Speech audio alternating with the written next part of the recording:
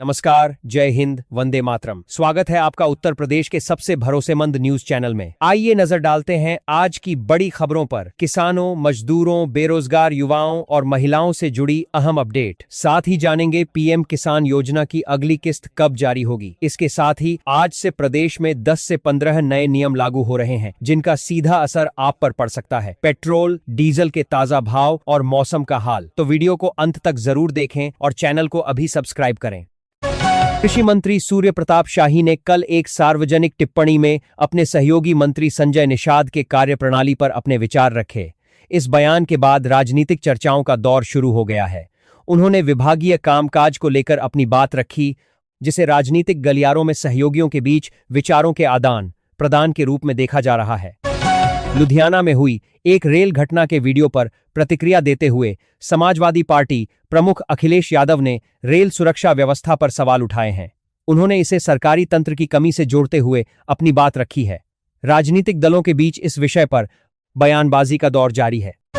हापुड़ के बहादुरगढ़ थाना क्षेत्र में कल एक व्यक्ति दीपांशु पर कुछ लोगों द्वारा हमले का मामला सामने आया है। पुलिस ने मामले की गंभीरता को देखते हुए प्रकरण दर्ज कर लिया है और जांच शुरू कर दी है। घायल व्यक्ति का उपचार अस्पताल में चल रहा है। पुलिस प्रशासन ने कानून व्यवस्था बनाए रखने के लिए जांच को प्राथमिकता पर रखा है। वाराणसी नगर निगम ने शहर के प्रबंधन को लेकर एक प्रशासनिक निर्णय लिया है।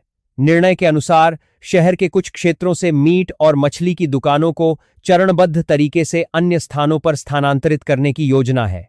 इस प्रशासनिक प्रक्रिया के संबंध में व्यापारियों और स्थानीय प्रशासन के बीच संवाद की प्रक्रिया जारी। संभल में एक जमीन से जुड़े विवाद और वहां हुए निर्माण को हटाने के मामले पर सपा सांसद जियाउर रहमान बर्क ने अपनी प्रतिक्रिया दी है। उन्होंने स्थानीय निवासियों की चिंताओं को सामने रखा है। प्रशासन का कहना है कि यह कार्रवाई निर्धारित कानूनी नियमों के तहत की गई है। इस क्षेत्र में सुरक्षा व्यवस्था सुनिश्चित करने के लिए बल तैनात किया गया है। उत्तर प्रदेश के सभी 75 जिलों में एलपीजी सिलेंडर के मूल्यों में बदलाव हुआ है। नई दरों की सूची जारी कर दी गई है, जिसका सीधा असर दैनिक बजट पर पड़ सकता है। सिलेंडर की कीमतों में हुए इस बदलाव को लेकर लोगों की ओर से प्रतिक्रियाएं सामने आ रही हैं। प्रदेश के करीब 3 करोड़ 73 लाख बिजली उपभोक्ताओं के लिए सिक्योरिटी मनी पर मिलने वाले ब्याज को लेकर जानकारी सामने आई है। उपभोक्ताओं को मिलने वाली यह राशि अभी तक प्राप्त नहीं हुई है। बिजली विभाग इस संबंध में तकनीकी कारणों और प्रक्रिया की बात कह रहा है, जिससे उपभोक्ता अपने ब्याज का इंतजार कर रहे हैं। अलीगढ़ के एक स्थान से पुलिस ने एक व्यक्ति को संदिग्ध परिस्थितियों में पाया है। वहां कुछ ऐसी वस्तुएं मिली हैं जिनका संबंध संदिग्ध गतिविधियों से जोड़ा जा रहा है। पुलिस मामले की जांच कर रही है और कानूनी कार्रवाई कर रही है। इस घटना को लेकर स्थानीय स्तर पर सतर्कता बरती जा रही है। समाजवादी पार्टी की विधायक नसीम सोलंकी ने एक सार्वजनिक शौचालय के उद्घाटन शिलापट पर नाम न होने पर अपनी असहमति जताई है। उन्होंने शिलापट पर अन्य व्यक्तियों के नाम होने पर प्रशासनिक प्रक्रिया पर प्रश्न उठाए हैं। प्रशासन इस विषय में जांच कर वस्तुस्थिति स्पष्ट करने का प्रयास कर रहा है। उत्तर प्रदेश पुलिस भर्ती परीक्षा के लिए प्रशासन ने व्यापक सुरक्षा प्रबंध किए हैं। 32,000 पदों के लिए 28 लाख अभ्यर्थी शामिल होंगे। भीड़ प्रबंधन के लिए विशेष रेलगाड़ियों का संचालन किया जाएगा। परीक्षा की पारदर्शिता सुनिश्चित करने के लिए सभी केंद्रों पर निगरानी के कड़े निर्देश दिए गए हैं। राज्य सरकार ने प्रधानमंत्री किसान सम्मान निधि और अन्य योजनाओं के लाभार्थियों के लिए केवाईसी प्रक्रिया अनिवार्य की है। जिन लाभार्थियों ने अभी तक यह प्रक्रिया पूरी नहीं की है, उन्हें अपने नजदीकी केंद्रों पर जाकर इसे अपडेट करवाना होगा।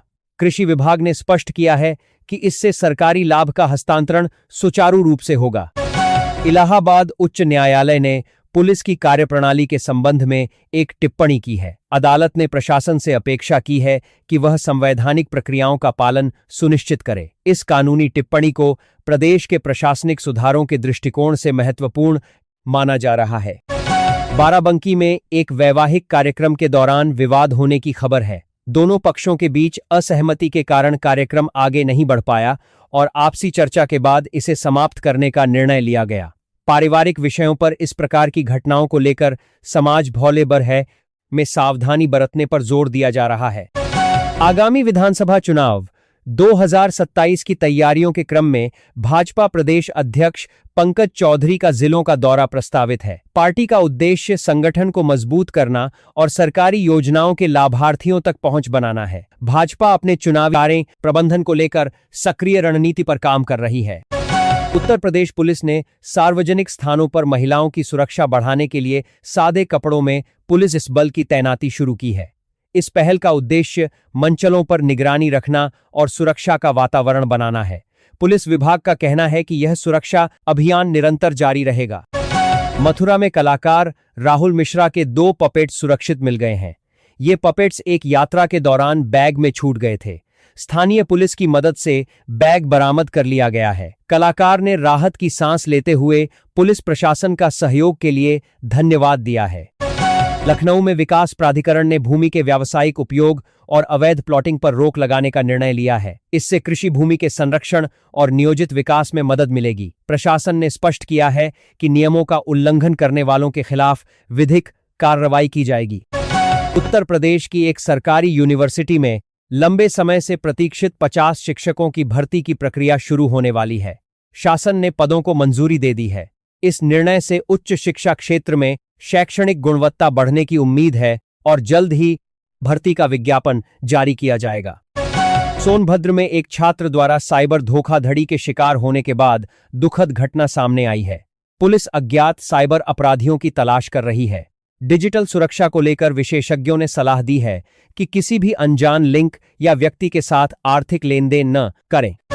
उत्तर प्रदेश में अगले कुछ दिनों में तापमान में वृद्धि होने का पूर्वानुमान है।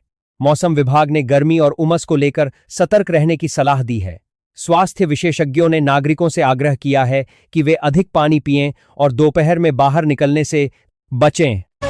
एलपीजी की कीमतों में बदलाव पर सांसद इमरान मसूद ने अपनी चिंता व्यक्त की है। उन्होंने कहा है कि आम लोगों पर महंगाई का असर कम करने के लिए प्रभावी कदम उठाने की आवश्यकता है। यह विषय सदन और सार्वजनिक मंचों पर चर्चा का केंद्र बना हुआ है। बरेली में एक महिला द्वारा दर्ज कराए गए शिकायत के आधार पर पुलिस जांच कर रही है। मामला गंभीर धाराओं के अंतर्गत है और पुलिस साक्ष्यों के आधार पर आगे की कार्रवाई सुनिश्चित कर रही है। कानून का पालन करते हुए निष्पक्ष जांच का आश्वासन दिया गया है। गाजियाबाद के कुछ क्षेत्रों में अवैध निर्माणों को हटाने के लिए प्रशासन ने आदेश जारी किए हैं।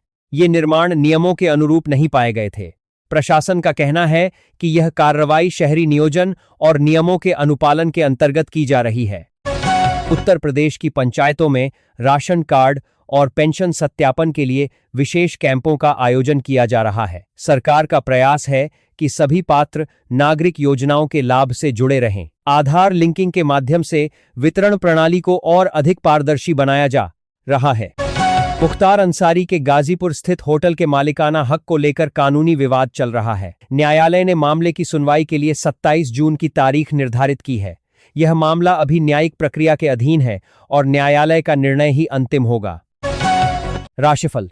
आज का दिन मेष से मीन राशि तक के जातकों के लिए सामान्य रहेगा। कार्य क्षेत्र में धैर्य बनाए रखने से अच्छे परिणाम मिल सकते हैं। अपने स्वास्थ्य का ध्यान रखें और सकारात्मक दृष्टिकोण अपनाएं। विद्यार्थियों के लिए मेहनत का दिन है। परिवार के साथ समय बिताना सुखद रहेगा।